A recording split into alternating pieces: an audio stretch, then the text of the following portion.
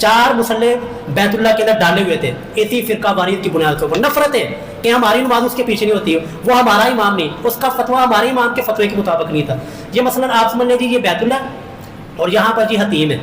यहाँ जो बैतुल्लाह का दरवाज़ा था, बैतुल्लाह का जहाँ पर बाब है दरवाज़ा मुकाम इब्राहिम, उसके करीब था जी शाफी मुसल्ला। वहाँ पर इमाम शाफी रहमहुल्लाह वो वहाँ पर खड़े होकर नमाज पढ़ा करते थे।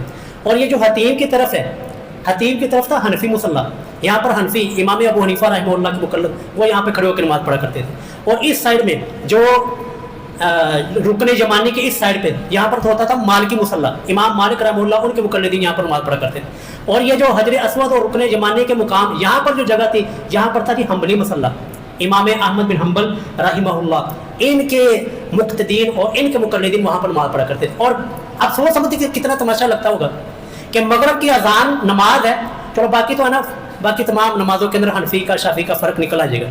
मगरब की नमाज तो एक ही होती थी।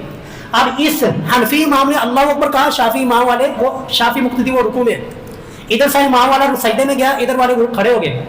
यानी इतना जो हमारी जमीयत की जगह थी, जो हमारे इत्तिफाक और इत्तेहाद की जगह थी, इन फिरका वारियत ने, इस फिरकों की लानत ने वहाँ पर भी बैतुल्लाह के अंदर भी लोगों को फिरकों के अंदर बांटा हुआ था।